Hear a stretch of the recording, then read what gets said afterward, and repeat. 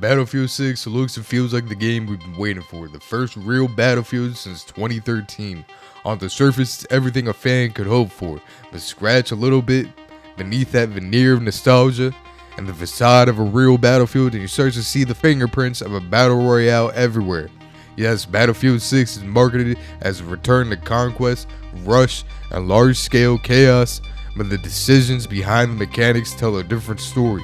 The open weapon system, the class design, the way the vehicles handle, the progression loops, all of it reeks faintly of Warzone, the failed extraction shooter experiments of Battlefield 2042.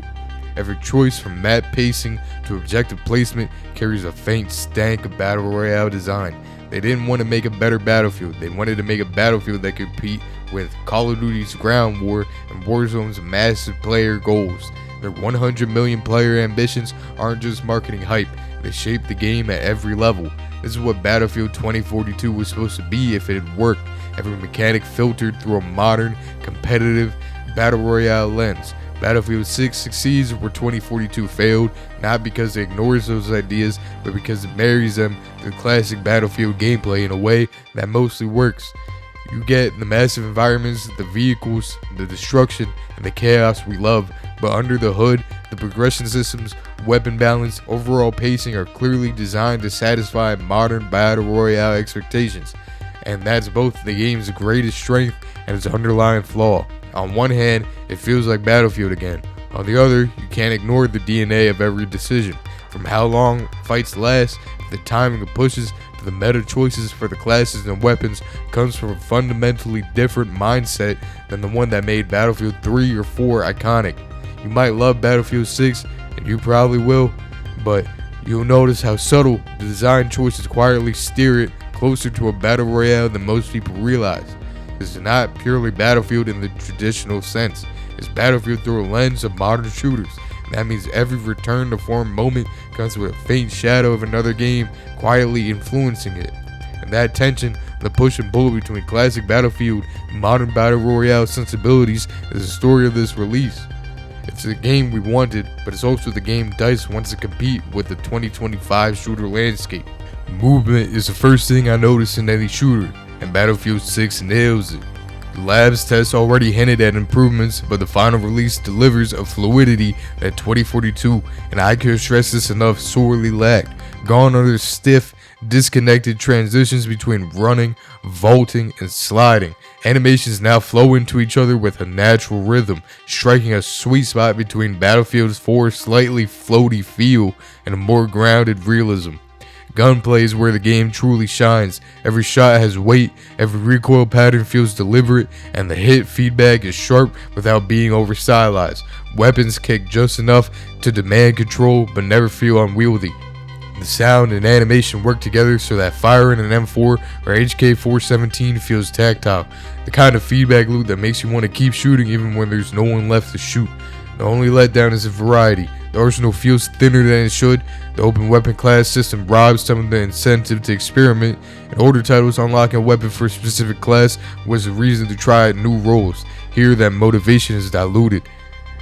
New mechanics are minimal, the combined health and ammo box is a smart quality of life tweak, but I missed the squad commander role from Battlefield 2 and Battlefield 4. Destruction is a mixed bag, volumetric smoke and particle effects look incredible, but the explosions often feel uniform, and the maps don't crumble in ways that meaningfully change the fight. It's the same trade-off we've had since Bad Company 2. More fidelity means less systematic destruction, and vice versa.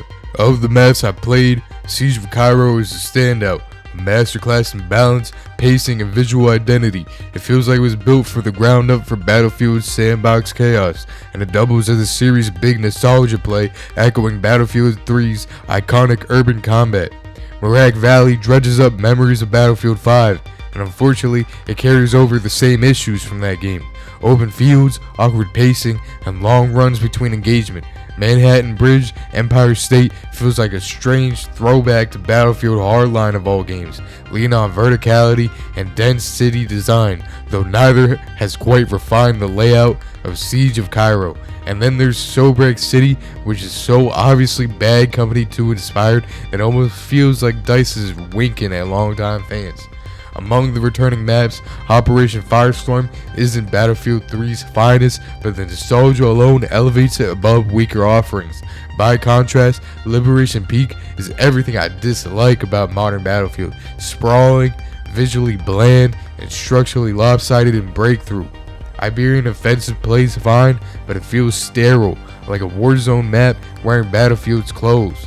This is clearly an infantry-first game. Vehicles have less room to dominate, and their reduced power means you won't get steamrolled on foot. That's not inherently bad, it just shifts the meta. Now about Conquest, it's a design philosophy that defined Battlefield for decades. I get the appeal: massive maps, sprawling objectives, open-ended chaos, but here's the reality: it hasn't aged particularly well. Conquest was built in an era where running for 10 minutes to find a fight was exciting. Battlefield 1942, Battlefield 2, and even Battlefield 3 made this feel like a part of the experience. Today, not so much. Modern audiences, especially casual or new players, don't want to spend half the match jogging across empty terrain just to stumble onto the action. Conquest feels long-winded, dated, and honestly a little punishing. It's a relic of a different era. While it can still be fun with the right map, it's not the core of what Battlefield should be today. Enter Breakthrough, which is essentially DICE taking best parts of Rush, tight, focused objectives, and mixing in the scale and chaos of Conquest, but without the tedious downtime. Every push feels meaningful, every engagement intentional, and you're rarely left wandering aimlessly between objectives. It's a perfect middle ground, large enough for classic Battlefield moments, yet streamlined enough for modern sensibilities. This pacing feels tuned for the modern era, where the thrill comes from constant action, not aimless travel or empty map frustration. Rush in Battlefield 6, well, it's a disaster. I don't mean slightly off, I mean it's completely broken compared to what made Rush in Battlefield 3 iconic. First off, the maps weren't designed for it. Everything in Battlefield 6 screams Conquest or Breakthrough: sprawling zones, choke points that don't make sense, and MCOMs plopped down with zero thought to flow. In Battlefield 3, Rush maps fit the mode like a glove. Every path, every piece of cover, every spawn point was intentional. Here, attackers either barrel down the obvious route with no resistance, or they get funneled into a choke where nothing happens. The player count makes it worse. Battlefield 6 Rush feels empty. You'll run for minutes trying to find meaningful fights, or worse, sprint straight to an MCOM that's basically undefended because only a handful of defenders exist on the map. The tension that made Rush in Battlefield 3 so exhilarating, the slow, nerve-wracking push towards heavily defended objectives, is gone. Let's talk about MCOM placement. In Battlefield 3, every MCOM was perfectly positioned to force strategy and coordination. In Battlefield 6, it feels like someone randomly decided to throw it anywhere in that area. Some objectives are way too exposed, others are too cramped. Attackers steamroll them instantly, or defenders are trapped in bottlenecks with no chance to rotate. It's frustrating either way. The spawn system doesn't help. Respawns are either too close, making defenders feel pointless, or too far, making attackers feel bored before the fight even begins. In Battlefield 6 verticality and visual clutter, the mode becomes a guessing game rather than a tense objective push. Rush in Battlefield 6 is a mode trapped in the past, shoehorned in the maps it was never built for, with pacing and tension that are completely off. It's the opposite of the push and pull chaos that made the mode legendary. Battlefield 6 nailed so many things, but Rush, they completely ruined it. Breakthrough isn't just a mode, it's a statement. It shows that Battlefield can evolve as a legacy gameplay and fit modern expectations, keeping the spirit of the series alive without forcing players to suffer through mechanics that haven't aged gracefully. Here's something that immediately pulled me out of the experience: the way Battlefield 6 treats soldiers. Look, I get it. Battlefield isn't exactly a museum of historical accuracy. A little diversity in the ranks isn't the end of the world. Most of its players aren't logging on for political statements. They're here for tanks, explosions, and the chaos of large-scale battles. But throwing in female soldiers is checking boxes rather than thinking about immersion. I love running around as a 5'3" Asian woman. It feels really immersive. Now Battlefield 5 went full "if you don't like it, don't buy it" mode. That was flabbergasting, sure, but at least they leaned into it unapologetically. Battlefield 6 is subtle, but it still feels like the message is shoved in your face. Look, we're inclusive now. Enjoy. That's the part that bugs me. If it does matter, if gameplay isn't changed, immersion isn't destroyed, then why make it a talking point after all? It feels like DICE is checking boxes for an agenda no one in their main demographic asked for. I mean, we've seen this before a long time ago. Battlefield 3 beta swapped the white medic with a black medic in the full release, no explanation. Oh, I'm fine. Okay, 1 second. Hello? Yes, sir. Yes, sir. I'll be right there, sir. What's up, bro? I'm back. What's that all about? I don't know. Low-key funny in retrospect, but now it feels like every character choice carries a label and a message. And the main demographic, the people here to blow stuff up, don't care either way. It's not a huge deal. It's just like, why are we still putting up with the messaging? I want to focus on gunfights, vehicles, and explosions, not the PR memo hidden in the character select screen. Visually, Battlefield 6 is stunning. This is Frostbite at its absolute best. Battlefield 6 is a masterclass in optimization and visual fidelity, the polar opposite of the bloated, one-size-fits-all approach of Unreal Engine 5. Frostbite was built for Battlefield, and it shows. It's the same tech that made Need for Speed Unbound look stunning without ray tracing, and here it delivers jaw-dropping visuals without tanking performance. Volumetric smoke curls through alleyways, light scatters realistically through the dust, and the screen space global illumination makes urban firefights feel cinematic. Shadows approach ray trace quality without the performance hit, proving Frostbite doesn't need gimmicks to impress. Environmental density is staggering. Cities feel populated with believable debris, foliage, and clutter that not only enhance immersion, but also create meaningful visual cues in combat. Performance is demanding, but Frostbite's optimization allows ultra settings with high frame rates on modern hardware, a testament to how well the engine handles complex simulations like particle effects, volumetric lighting, and physics-driven destruction simultaneously. After the barren wastelands of 2042, this feels alive. Weapons in this game feel fantastic to fire. Recoil patterns are tight, shots feel weighted, and the audio-visual feedback makes every firefight satisfying. That said, the arsenal itself is disappointing in scope, but overall weapon variety is thinner than it should be, especially compared with the past Battlefield entries. In older titles, each class had a unique roster of weapons that encouraged experimentation. The Assault's carbines, and the Support's LMGs, and the Recon's marksman rifles, it all felt distinct, and unlocking them provided tangible motivation to play different roles. Battlefield 6 open weapon class system dilutes that incentive.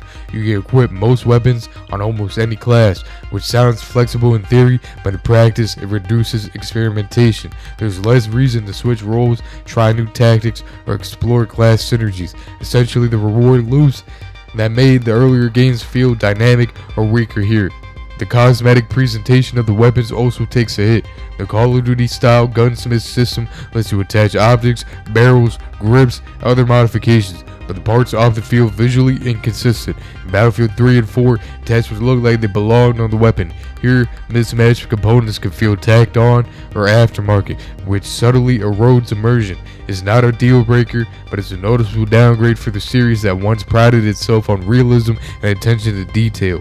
Balance-wise, certain features like headshot multiplier ammo types feel like unnecessary complications, likely borrowed from the Battle Royale loot systems. Instead of generally improving the weapon balance, these mechanics act as band-aids, temporary tweaks that don't address the underlying design. Vehicles, on the other hand, are a pleasant surprise.